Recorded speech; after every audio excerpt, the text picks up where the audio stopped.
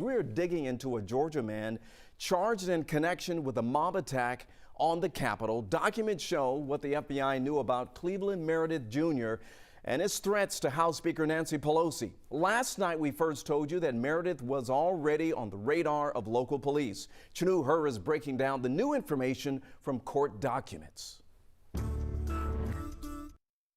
The FBI arrested Cleveland Meredith Jr. on Thursday in Washington, D.C. According to court documents, Meredith showed up to Washington loaded with guns and ammunition. This is Cleveland Meredith Jr., who federal authorities have arrested in connection to the Washington, D.C. riots on January 6th. Meredith, who is originally from Atlanta, is now facing charges for his alleged involvement. It includes transmitting a threat in interstate commerce, possession of an unregistered firearm, and unlawful possession of ammunition. This statement of facts obtained by George Washington University details how FBI agents tracked down Meredith and what they found. It was published on the university's website dedicated to posting court records related to what happened on January 6th. In the documents, the FBI says they received information about Meredith on Thursday after he'd recently sent a text message threatening Speaker Nancy Pelosi. Quote, thinking about heading over to Pelosi's speech and putting a bullet in her noggin on live TV.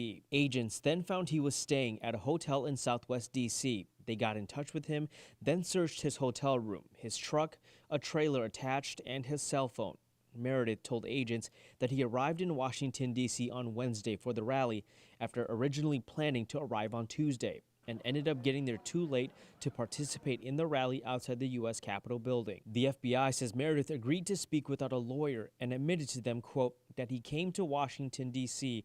previously in November for a rally, and he also attended a protest outside of Governor Brian Kemp's residence in Georgia. Agents found more explicit text messages and threats towards Pelosi on his phone during the search. In the trailer, the FBI found 3 guns and hundreds of rounds of ammunition. Chanu Hur reporting for us tonight. Also new, we're learning about a Georgia link to another person charged in connection with the riots last week. 30-year-old Eric Munchell was arrested in Nashville, Tennessee, where he is being held on federal charges.